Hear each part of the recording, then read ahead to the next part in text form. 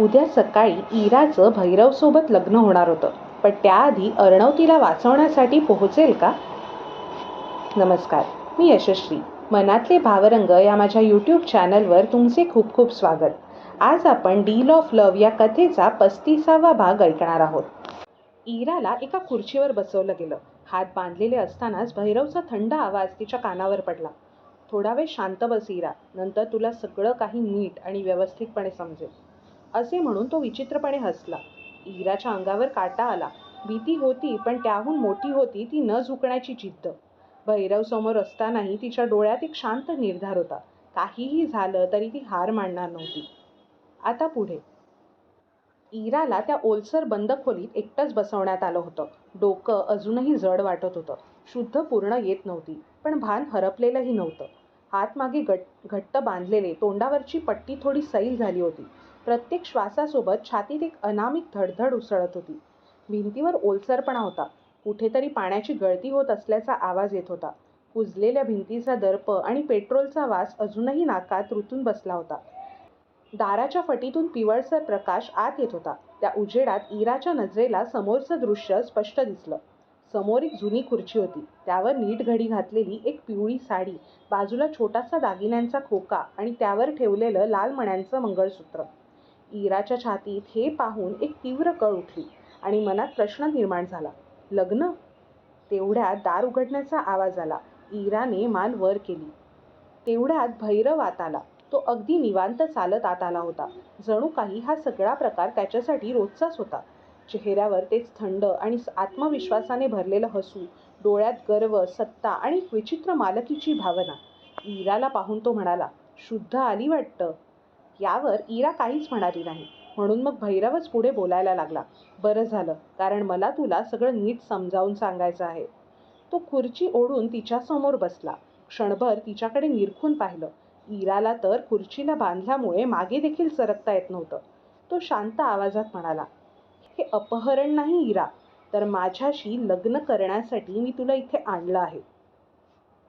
इराने त्याच्याकडे रोखून पाहिलं. डोळ्यात भीती होती, पण त्याहून जास्त काहीतरी वेगळंच तिच्या डोळ्यात उमटलं होतं, आणि तो म्हणजे एक प्रकारचा ठामपणा. लग्न? ते पण माझ्या मर्जीशिवाय? तिने हळू पण ठाम आवाजात विचारलं. भैरव हसला आणि म्हणाला, मर्जी हळूहळू तयार होते. आधी भीती, मग सवय आणि शेवटी स्वीकार. इरा हलकेच मान हलवत म्हणाली, तुला खरंच वाटतंय का की तू मला हे असे करून जिंकू शकशील? भैरवच्या भुवया थोड्या उंचावल्या आणि तो लगेचच म्हणाला, म्हणजे? इरा त्यावर उत्तर देत म्हणाली, तू मला इथे बांधून ठेवलं आहेस कारण तुला माहिती आहे की जर मी मोकळी असते तर माझ्यासमोर तू उभाही राहू शकला नसतास. क्षणभर खोलीत शांतता पसरली. इराचे हे उत्तर ऐकून भैरवचा चेहरा बदलला. तो खुर्चीवरून उठला. त्याने त्याचे हात मुठीत आवळले. जास्त शहाणपणा करू नकोस, तो गुरगुरला. भैरव, तुझे आई बाबा आणि तुला तो वाचवणारा तुझा यार इथे येईपर्यंत सगळं संपलेलं असेल. इराच्या ओठांवर हलकीशी स्मितरेषा उमटली. इरा, ते येतील, नक्की येतील. इराच्या आवाजात एक प्रकारचा ठामपणा डोकावत होता. भैरव काहीतरी बोलणार तोच त्याचा फोन वाजला. त्याने चिडून फोन उचलला आणि तो बाहेर गेला. जाताना दार जोरात आपटलं. इराने दीर्घ श्वास घेतला. तिच्या मनात भीती होती, पण कुठेतरी मनाच्या कोपऱ्यात एक आशा होती की आई बाबा आणि अर्णव येतील आणि या भैरवच्या तावडीतून माझी सुखरूप सुटका करतील. दुसरीकडे अर्णव एका अंधाऱ्या खोलीत उभा होता. समोर टेबलावर शहराचा नकाशा पसरलेला होता. त्यावर काही ठिकाणी लाल मार्कर्स, काही फोटो आणि मोबाईल्स ठेवलेले होते. त्याच्या डोळ्यात झोप नव्हती, पण थकवा पण नव्हता. फक्त एकच ध्यास, आणि तो म्हणजे इराला त्या भैरवच्या तावडीतून कसे सोडवायचे. तेवढ्यात राघव धावत आत आला. राघव, सर, भैरवच्या गँगमधील एक माणूस आज रात्री एका खासगी हॉस्पिटलमध्ये दाखल झालाय. त्याच्या डोक्याला जोरात मार लागलेला आहे. आपल्या सोर्सेसकडून तर हीच माहिती मिळाली आहे. ही बातमी ऐकून अर्णवचे डोळे चमकले. अर्णव, अच्छा, पण आता त्या माणसाला बोलते कसे करायचे? तेवढ्यात विनयचा फोन आला. सर, जो माणूस हॉस्पिटलमध्ये ॲडमिट झाला आहे, मला तर तो भैरवच्या गँगमधला माणूस वाटतो आहे, कारण त्याच्या हालचाली संशयास्पद आहेत. शिवाय त्याच्याकडे एक चाव्यांचा जुडगा सापडला आहे. तो नक्की कुठला आहे ते नाही समजू शकले. अर्णव, ओके, मग त्या माणसावर बारीक लक्ष ठेव. Vinay, yes sir. बोलणे झाल्यावर दोघेही फोन ठेवून देतात. अर्णवने क्षणाचाही वेळ न घालवता ACP जोशींना फोन लावला व विचारले, सर, एनी प्रोग्रेस? जोशी, अजून तरी काही विशेष माहिती मिळाली नाही आहे. कळली की लगेचच सांगतो. Arnav, okay sir. फोन ठेवल्यावर अर्णव स्वतःशीच म्हणतो, आता त्या हरामखोर भैरवच्या माणसाकडून इराला नक्की कुठे ठेवले आहे हे काढून कसे घ्यायचे? त्यानंतर अर्णवच्या मनात विचार आला आणि तो म्हणजे इरा सुखरूप असू दे, नाहीतर त्या भैरवला मी सोडणार नाही. अर्णवच्या डोळ्यात आता आग धुमसत होती.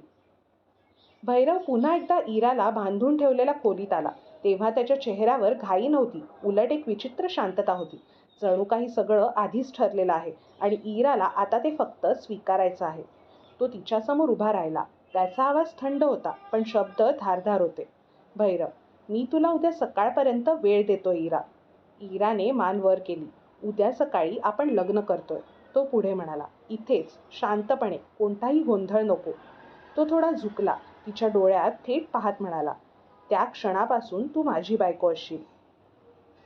इराच्या छातीत धडधड वाढली. भैरव पुढे बोलत राहिला, आणि लक्षात ठेव, माझी बायको म्हणजे माझ्या शब्दात राहणारी बायको. भैरव, मी म्हणेन तसंच उठायचं, बसायचं, बोलायचं आणि जगायचं. तो क्षणभर थांबला आणि त्याने हलकं हसत विचारलं, नाही म्हटलंस तर? भैरव, तर तर मग उद्या सकाळी तुझ्या आईबाबांना काय होईल याची जबाबदारी माझी नसेल. हे शब्द ऐकून इराच्या डोळ्यात पाणी आलं. मन हादरलं, पण तरीही तिने अश्रू गिळले. हा वेळ तुला विचार करायला आहे, भैरव म्हणाला. माझी बायको होण्याचा निर्णय किंवा सगळं गमावण्याचा. तो मागे वळला. दार उघडताना शेवटचं वाक्य फेकून दिलं की, उद्या सकाळी मला उत्तर हवं इरा, आणि लक्षात ठेव, तुझ्याकडे फार वेळ नाही आहे आणि निर्णय माझ्या बाजूनेच असायला हवा. हे बोलून तो अकराळ विकराळ हसला. त्याच्या मागे दार बंद झालं. इराने डोळे मिटले. भीती तर होतीच, पण त्याहून मोठा होता तो अर्णव सरांवरचा विश्वास. ते माझ्या बाबतीत असं होऊ नाही देणार. इरा स्वतःशीच म्हणाली, अर्णव, तुम्ही येणार तर आहात, पण कधी? या सगळ्यात वेळ मात्र निर्दयपणे पुढे सरकत होती. इराने स्वतःला शांत ठेवण्याचा प्रयत्न केला, पण तेवढ्यात खोलीच्या कोपऱ्यातील ठेवलेली साडी हळूच हलली. जणू कोणीतरी तिला हात लावला होता. दार मात्र उघडलंच नव्हतं. इराच्या अंगावर काटा आला, कारण तिला याची जाणीव झाली होती की ही खोली फक्त बंद नव्हती, तर ती पहाऱ्यात होती. उद्या सकाळ होण्याआधी इराचं नशीब बदलणार आहे का? अर्णव वेळेआधी पोहोचेल का? की इराला एकटीनेच लढावं लागणार? भैरव त्याच्या डाव्यात यशस्वी होईल का? काय होईल नक्की पुढे? जाणून घ्यायचे असेल तर कथेचा पुढचा भाग नक्की ऐका. तुमचीच यशस्वी. कथेचा हा व्हिडिओ तुम्हाला आवडला असेल तर माझ्या चॅनलला नक्की सबस्क्राईब करा. लवकरच पुढील भाग घेऊन येते आहे.